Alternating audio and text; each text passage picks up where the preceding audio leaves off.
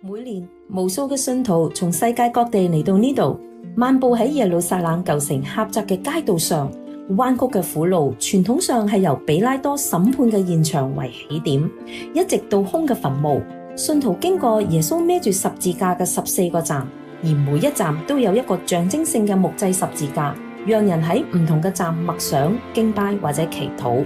紀念耶穌嘅受難、死亡、埋葬同埋復活。苦路 Via Dolorosa 就係喺聖墓堂結束，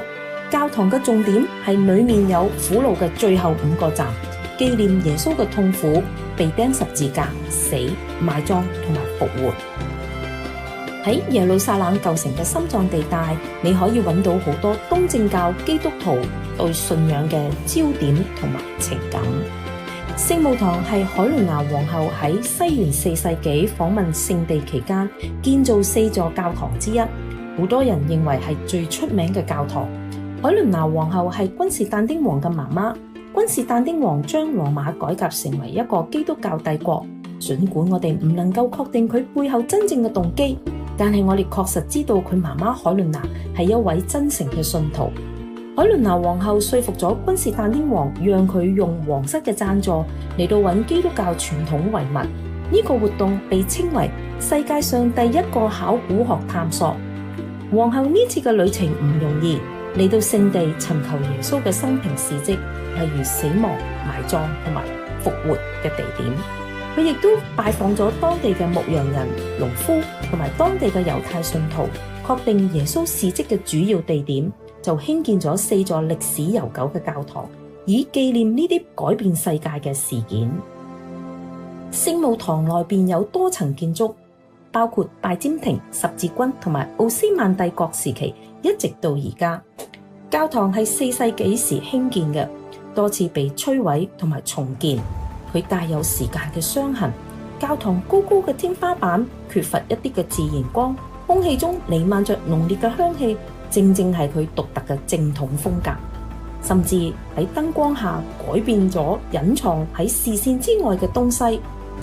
咁樣一個奧秘嘅氣氛下，卻能夠將信徒帶到上帝嘅面前。6個唔同基督教宗派喺聖墓堂入邊，佢哋可以係共用空間。呢個係當時統治該城市嘅基督徒同埋穆斯林之間佢哋400年嘅協議一部分。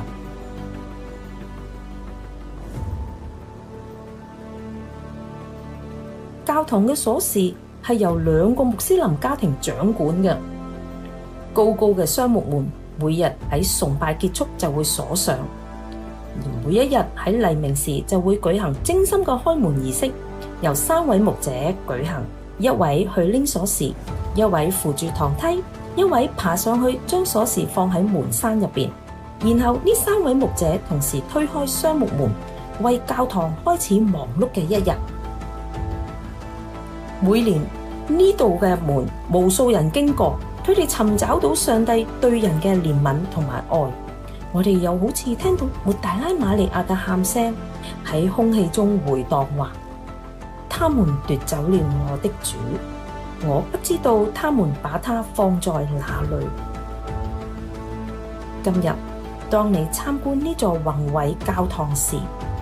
或者都係時候去尋找基督嘅愛同埋赦免啦。多謝你嘅收睇。如果你想睇呢個視頻嘅完整版，或者想了解更多嘅信息，你可以點擊以下嘅網址。